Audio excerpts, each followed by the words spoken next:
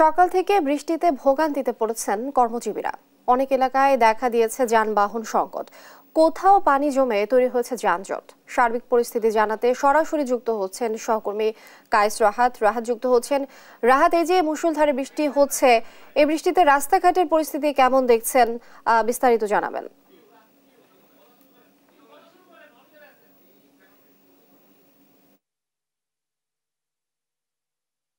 এখন রয়েছে মালিবাগে এবং যেমনটি জানেন যে চলছে বৃষ্টিপাত। তো এই বৃষ্টিপাতের ক্ষেত্রে আবহাওয়া অধিদপ্তর যেটি বলেছে সেটি হচ্ছে যে বঙ্গোপসাগরের মাঝারি বা নিম্নচাপের কারণে এই বৃষ্টিপাতটি আরো বেশ কয়েকদিন থাকবে। তো এই বৃষ্টিপাতের মাঝে আমরা যেটি দেখতে পাচ্ছি সেটি হচ্ছে সবচেয়ে বেশি জনদুর্ভোগে পড়ে হচ্ছে সাধারণ জনতা।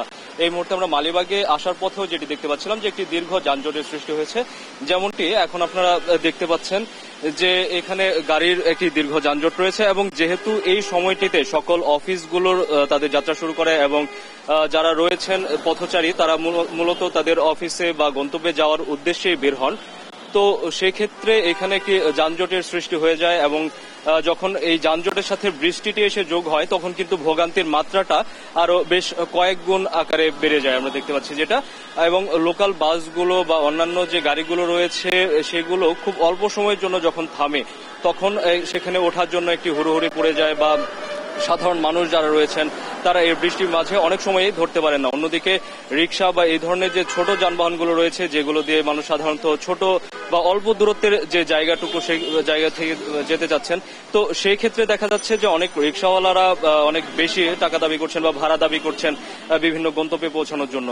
তো এই সামগ্রিক যে বিষয়গুলো রয়েছে এই বিষয়গুলোর সাথে যখন বৃষ্টি যোগ হয় তখন আসলে সেখানে ভোগান্তির মাত্রাটা আরো বেশ কয়েক গুণ বেড়ে যায়। যদিও এখন পর্যন্ত এখানে আমরা রাস্তায় জলাবদ্ধতা দেখতে পাইনি, কিন্তু জলাবদ্ধতা না থাকলেও যানজটের সাথে যখন বৃষ্টি যোগ হয় তখন পথচারীর সাথে সাথে যারা গাড়িতে রয়েছেন তারাও কিন্তু বেশ নানা ধরনের সমস্যায় পড়েন। এবং যখন রাস্তায় চলার পথে যে জায়গাগুলোতে কিছুটা খানাখন্দ রয়েছে বা একটু ভাঙা রয়েছে বৃষ্টির কারণে পানি দিয়ে যেহেতু সেই জায়গাগুলো পূর্ণ থাকে সেগুলো কিন্তু আসলে ড্রাইভাররাও ওভাবে বুঝতে পারেন না, বা পথচারী যারা রয়েছেন তারাও সেখানে তেমন ভাবে বুঝতে না পারার কারণে অনেক সময় দেখা যাচ্ছে যে তারা ছোটখাটো দুর্ঘটনার সম্মুখীন হচ্ছেন।